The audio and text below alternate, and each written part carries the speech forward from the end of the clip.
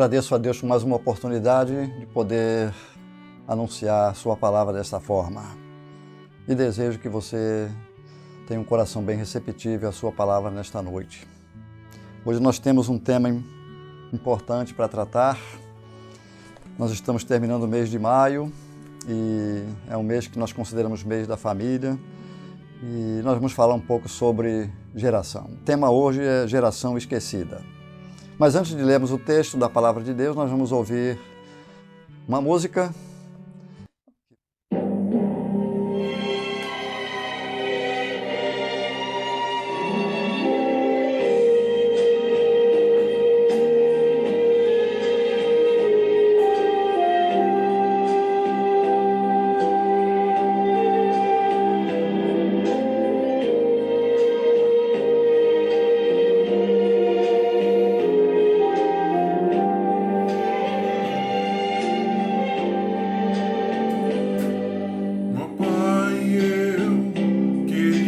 Tanto ver o meu Senhor descer, vindo me encontrar.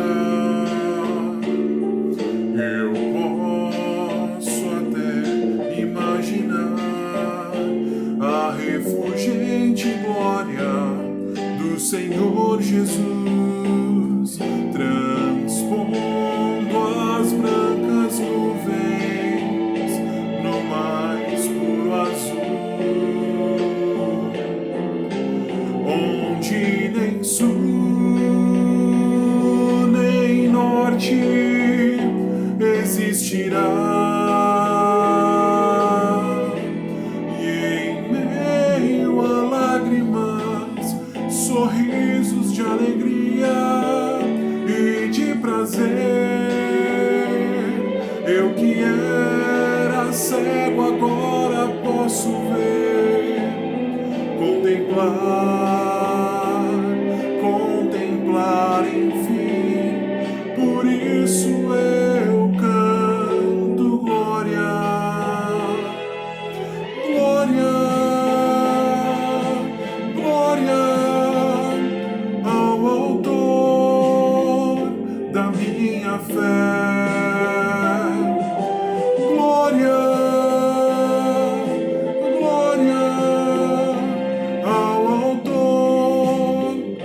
da minha fé.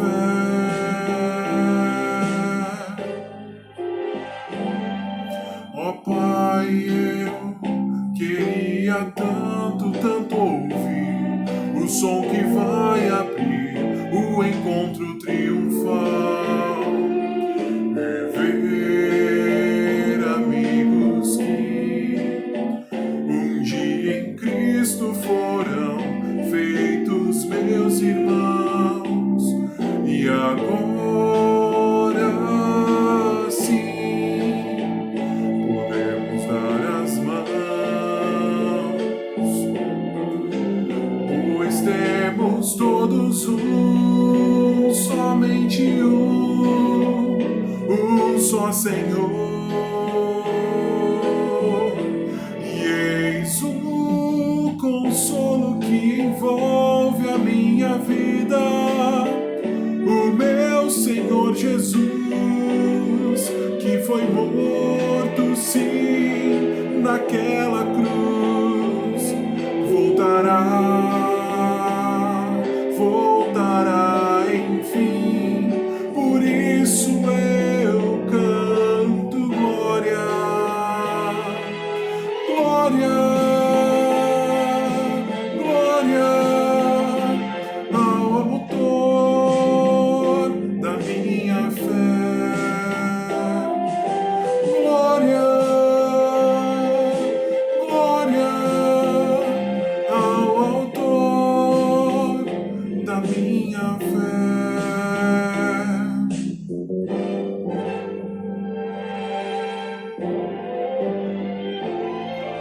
glória ao Senhor, glória ao Senhor, glória ao Senhor, o autor da minha fé. Glória ao Senhor, glória ao Senhor, o autor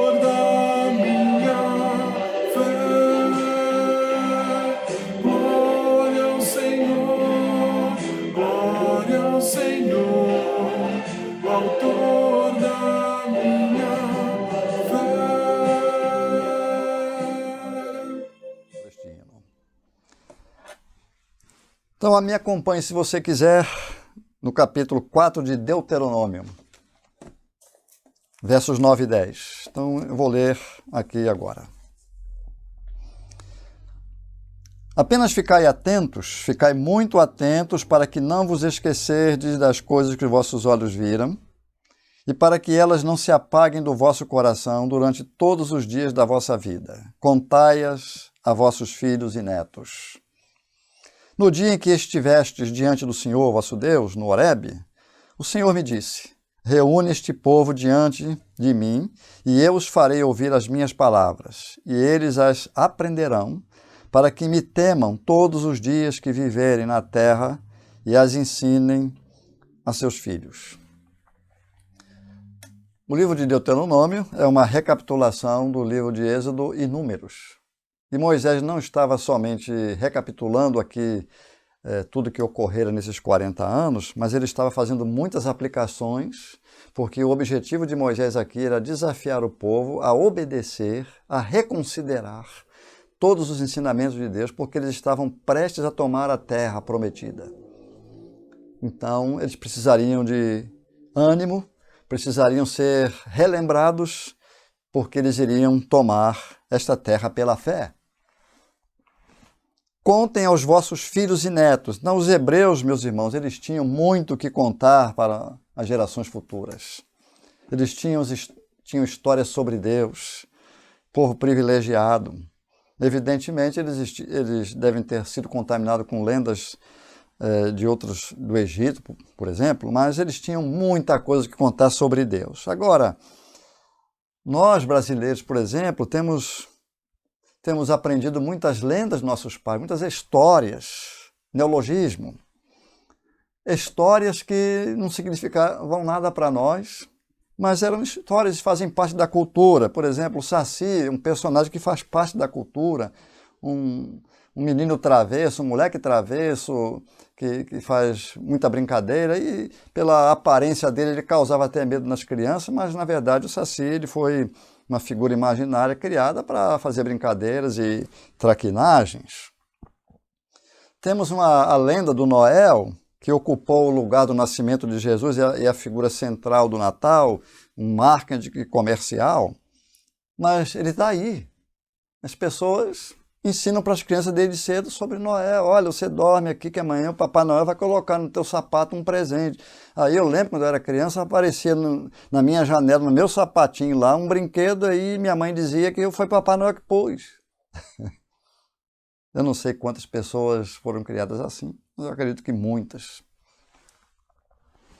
Mula sem cabeça e mão pelada, eu ouvi muito isso quando era criança. Infundiam medo na gente, mas eram lendas, histórias de mão pelada, de mula sem cabeça. Ó, menino, não vai lá fora que tem a mula sem cabeça, tem a mão pelada. E a gente crescia com medo dessas coisas. Mas são lendas, histórias que os nossos pais nos contavam. Coisas que os nossos professores contavam e contam até hoje. A lenda da evolução, né? Virou lenda, porque isso é um mito, isso é uma teoria que Darwin criou, mais de 100 anos. E as pessoas acreditam na teoria da evolução.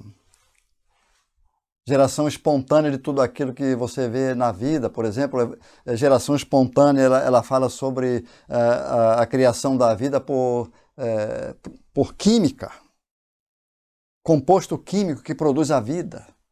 Explosões, Big Bang, por exemplo, todo o universo veio de uma explosão. E aí você vai dizer, como que explosão é construtiva? Normalmente elas são destrutivas. Como que vão ser construtivas para construir todo o sistema solar e tudo aquilo que nós não vemos? Só que as pessoas acreditam. E isso acabou virando lenda, porque as gerações futuras vão continuar ouvindo isso. Enfim, o Salmo 102 ele combate diretamente essa crença. Eu não vou explicar aqui hoje sobre evolução, porque meu propósito não é esse, mas nós vamos abordar só um pouco aqui sobre esse tema, porque é algo que persegue nossas gerações. Meus netos vão ouvir sobre isso, se já não estão ouvindo com 5 anos na escola, Salmo 102, verso 25, fala assim: desde a antiguidade fundaste a terra, e os céus são obra das tuas mãos. Eles perecerão, mas tu permanecerás. Todos eles envelhecerão como uma vestimenta. Tu os mudarás como roupa, e assim ficarão. Mas tu és o mesmo, e teus anos não terão fim. Evolução significa um desenvolvimento progressivo. Então, vai progredindo, as coisas vão melhorando a cada tempo que passa. É isso que você tem visto?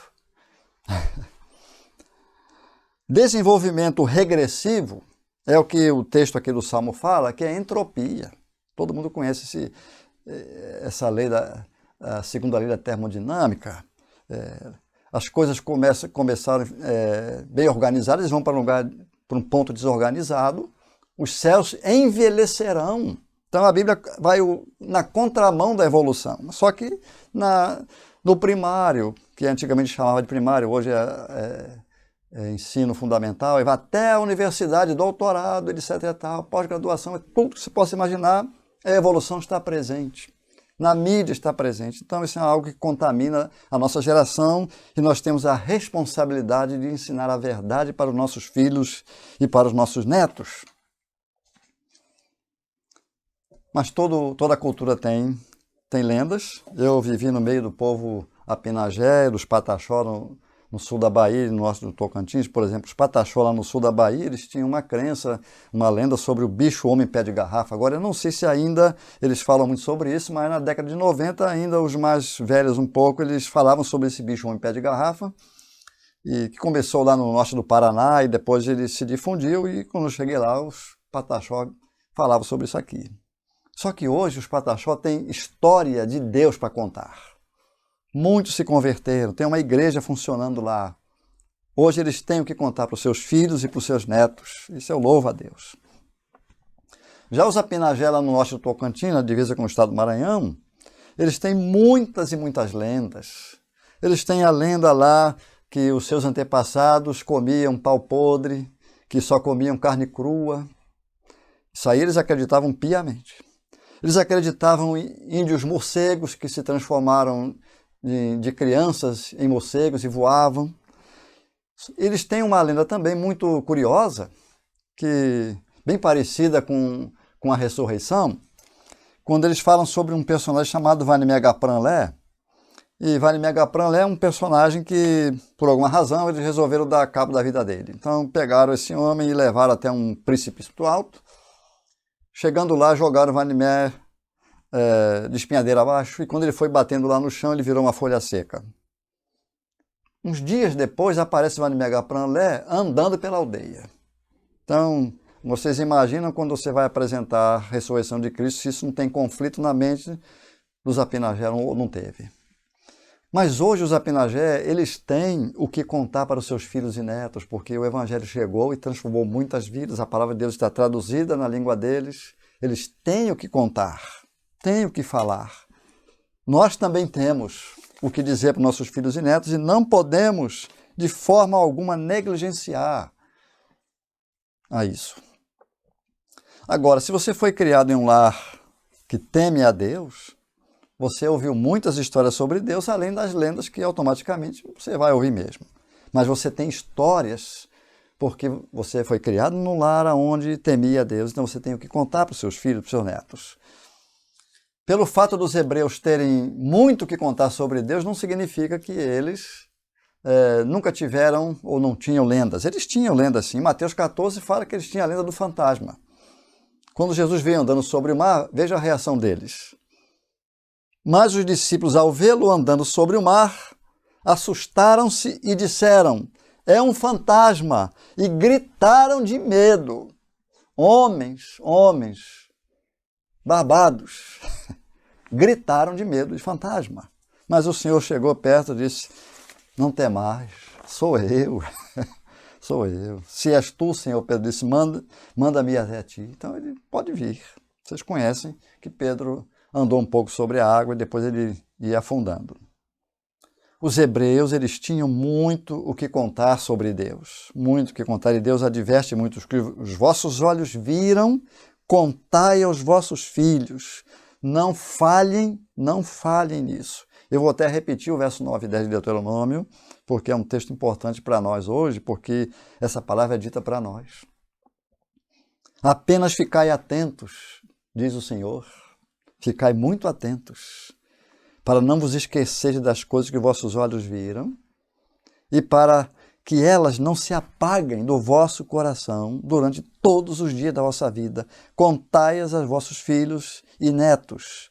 No dia em que estiveste diante do Senhor vosso Deus no Horebe, o Senhor me disse: reúne este povo diante de mim, e eu os farei ouvir as minhas palavras, e eles as aprenderão, para que me temam todos os dias que viverem na terra, e as ensinem a seus filhos.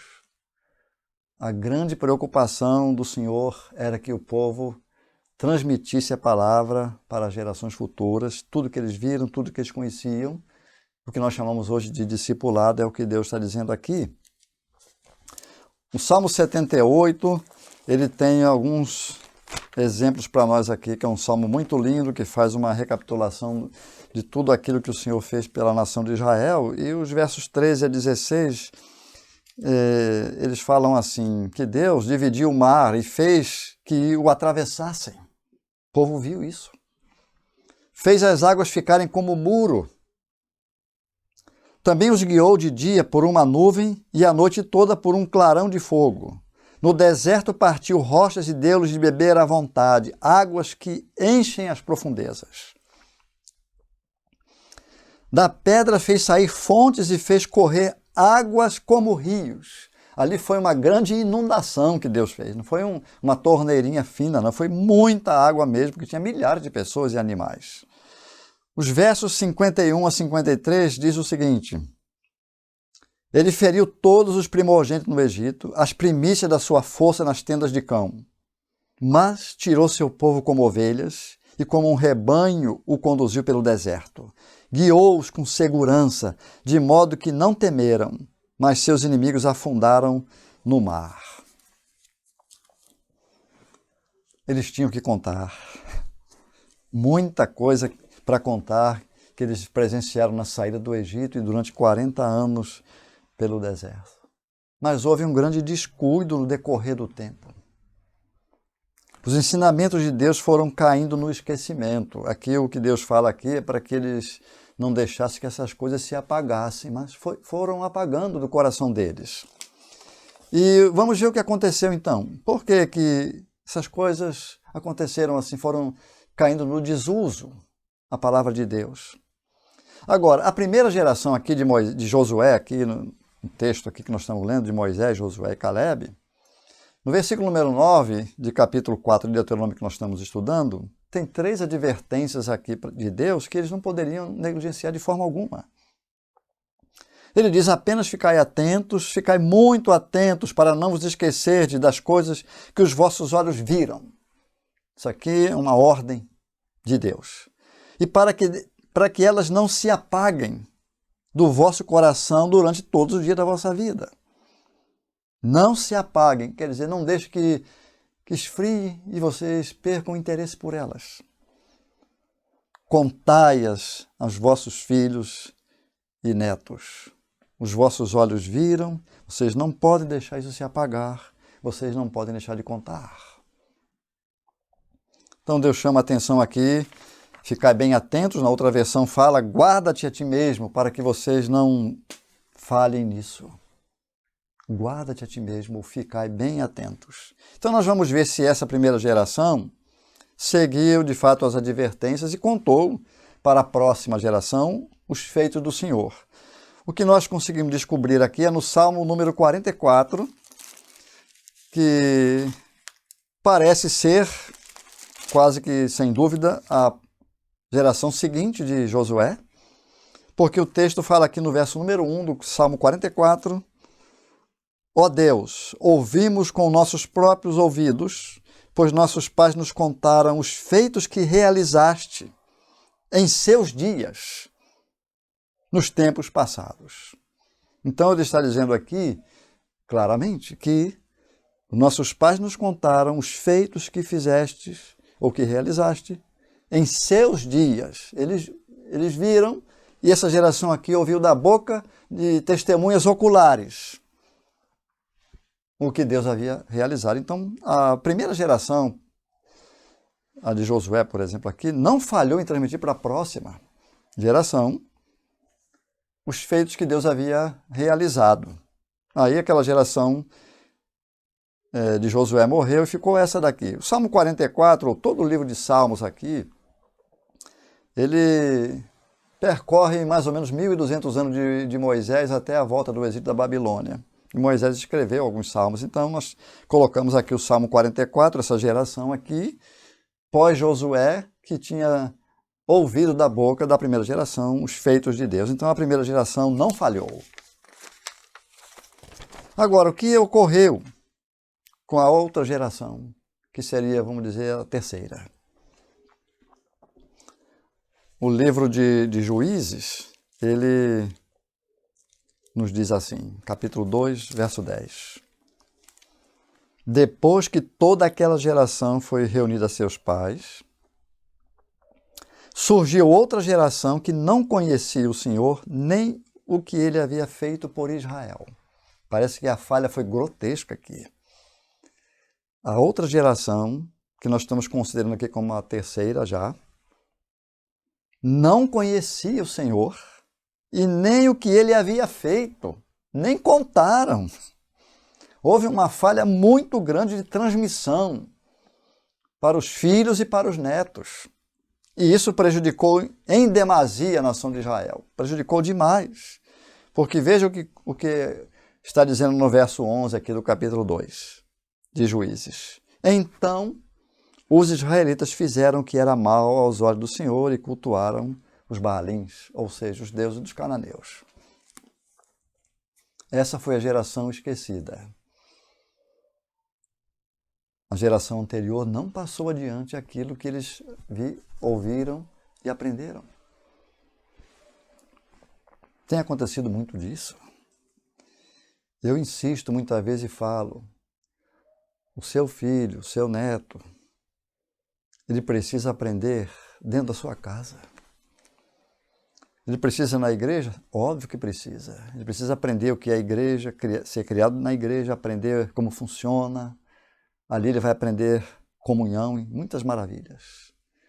Mas eu digo para os pais e avós, não confie que o pastor lá, que os professores da EBD vão cuidar da vida espiritual do seu filho e do seu neto. Você tem que começar com isso na sua casa. Você não pode falhar. Você não pode falhar na sua geração, nem na próxima. Você não pode falhar. A preocupação de Deus é muito grande com isso. Lute mesmo pela conversão do seu filho, do seu neto. Lute pela conversão do seu familiar. Essa é a preocupação, ou foi a preocupação de Deus com a nação de Israel.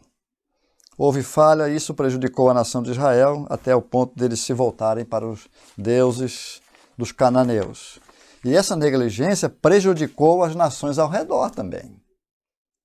Em lugar de Israel fazer os feitos do Senhor conhecido e fazer o Senhor conhecido, para que eles se voltassem ao Criador e largassem seus ídolos, o que ocorreu ali é que o próprio povo de Israel se voltou para os costumes dos cananeus. O próprio povo de Israel se voltou para os deuses dos cananeus. Isso prejudicou os cananeus, é óbvio, porque Deus queria que eles o conhecessem.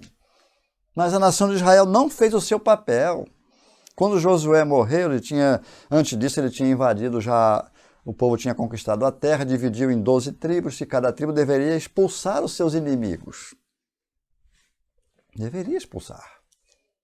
Mas você observa no livro de Josué, de Juízes, você vai observando aqui no livro de Josué que eles não foram expulsando as pessoas, as nações que eles deveriam, por exemplo, a tribo de Dan, de Naftali, de Gad e de Aser, cada um deveria expulsar e eles foram deixando, não expulsou de tudo, não expulsou todo.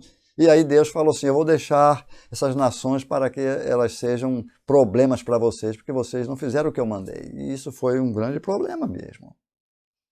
Então, no livro de Juízes, eles tiveram muitos problemas de escravidão por essas nações escravizados e depois libertos. Um período de 300 e poucos anos de libertação e escravidão por causa da inconstância do povo de Israel. Não abençoou as nações ao redor, porque eles se afastaram de Deus. Israel, como povo eleito, era para fazer Deus conhecido nos povos ao redor.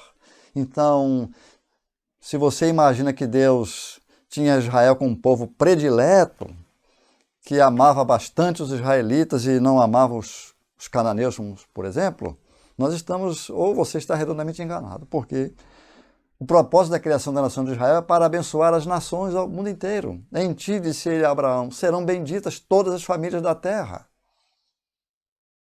Não era uma questão de um povo privilegiado em termos de Deus amar mais. Privilegiado porque ele foi separado para trazer o Messias, mas não era melhor do que ninguém. Eles deveriam abençoar as nações ao redor, mas não foi isso que eles fizeram. Eles se adaptaram aos ensinamentos deles e foram prejudicados e prejudicaram as outras nações. O que deveria ter ocorrido é que as nações deveriam simplesmente olhar e observar Israel para que pudessem conhecer o Deus deles e o Criador. Eles deveriam observar. Então agora, se eles se envolveram nos costumes dos deuses pagãos, o que eles iriam observar de diferente ali? Agora, tem uma situação aqui no livro de Josué, sobre Raabe, que nos chama a atenção como ela e as pessoas lá de Jericó ficaram sabendo do que Raabe dá testemunho aqui.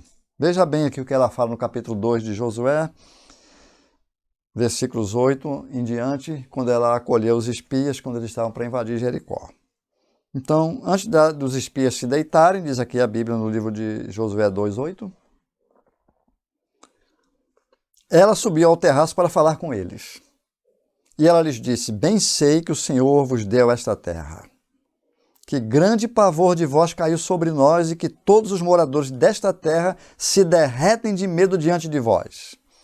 Porque temos ouvido que o Senhor secou as águas do Mar Vermelho diante de vós, quando saíste do Egito, e também o que fizestes a 2 reis dos amorreus, Sion e Og, que estavam além do Jordão, os quais destruístes totalmente. Quando ouvimos isso, os nossos corações se derreteram, e em ninguém mais há ânimo algum por causa da vossa presença. Porque o Senhor vosso Deus é Deus em cima no céu e embaixo na terra. Como Raabe soube disso lá do Mar Vermelho, 40 anos já tinham se passado. A notícia foi atravessando o deserto e chegou em Jericó. O que Deus estava fazendo através do povo de Israel. E uma gentia, prostituta, mundana, que converteu-se por aquilo tudo que havia e ainda passa uma mensagem para os espias para que eles soubessem, dando ânimo a eles, vocês podem entrar em Jericó que o povo está com medo. Deus ainda usou ela para fortalecer a fé desses espias e do povo de Israel. Eles estão com medo. Ela observou, ela prestou atenção em tudo aquilo e ela cita aqui o que Deus fez no Mar Vermelho aos reis, como Deus fez maravilhas. O povo precisaria só observar Israel. Agora, vamos transferir isso para os nossos dias hoje. Vamos transferir isso. Como Igreja de Cristo, nós somos um povo observado. O povo nos observa. O povo está nos olhando. Nosso testemunho, o que nós ensinamos, o que Deus tem feito em nossas vidas, nós somos observados. Porque o propósito de Deus é fazer-se conhecido, que os incrédulos creiam no Criador que nós cremos, sejam perdoados seus pecados, façam parte da sua igreja. E o povo está vendo o que Deus está fazendo na nossa vida. Jesus disse que a vida eterna não é só viver eternamente com Ele no céu, mas a vida eterna é que conheçam a Ti mesmo como o único Deus verdadeiro e a Jesus Cristo a quem enviaste. Isso é vida. E as pessoas estão nos observando como naquela época, que as nações ao redor deveriam observar Israel, era isso que Deus queria, o que Ele estaria fazendo no meio daquele povo, obviamente faria o que fez na vida de Raabe e de alguns da sua família e depois na vida de outros. Era isso que Deus queria, é isso que Deus quer hoje, que a minha vida, que está sendo observada, possa ser uma boa influência para levar pessoas a Cristo, levar meus netos, meus filhos, minha família. Você está sendo observado dentro da sua casa. Sua família te observa. Pessoas que se convertem dentro de uma família grande. Um crente, os demais não são. Essas pessoas vão observar. Esse novo membro da família crente em Jesus agora, eles vão observar. Eu lembro de uma história de um rapaz, né, novo convertido, muito empolgado. E ele começou a evangelizar seus pais. Ele aprendeu bem esse princípio aqui. Agora eu vou contar o que o Senhor fez comigo, eu vou contar para meus pais aqui. Só que ele precisaria crescer um pouco mais na fé, precisaria ter cuidado com o seu testemunho dentro de casa, porque nós temos falado que dentro de 4 paredes, debaixo do mesmo teto, nós somos provados. Eu até ensinei isso hoje na escola dominical. Então, ele insistindo tanto com seus pais para que se convertessem, aí o pai dele ficou muito aborrecido e um dia falou assim, olha, você senta aqui que nós vamos conversar. Se Jesus é tudo isso que você fala, por que ele não tem a capacidade de tirar o teu mau gênio, o teu mau temperamento, a tua irritabilidade? Por que ele não tem capacidade de mudar isso em você? Será que esse filho teve que responder? Os pais estavam observando. As pessoas nos veem. Eles sabem que crentes são diferentes. Necessariamente tem que ser. Assim como o povo observava Deus agindo na vida do povo de Israel, as pessoas observam a nossa vida, a sua vida, a vida da igreja. E aí Deus pode fazer o que Ele de fato quer. Nós temos o que contar para a nossa geração.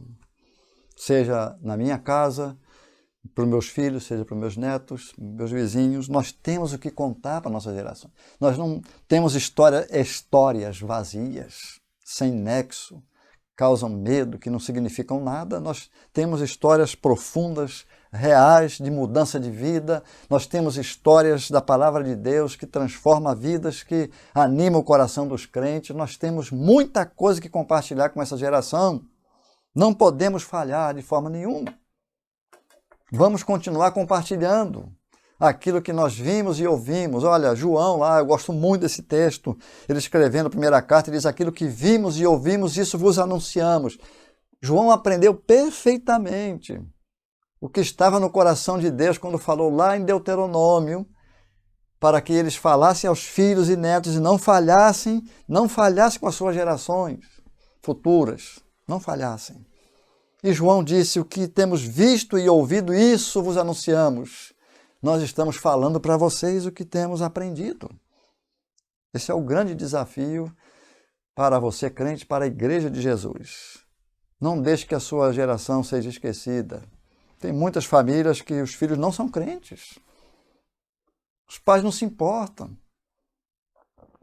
Ou os filhos convertidos não se importam com seus pais. Eu ouvi alguém dizer uma vez para mim, e aí sua mãe tem evangelizado ela? Ele disse assim, não, isso aí nesse assunto eu não me meto.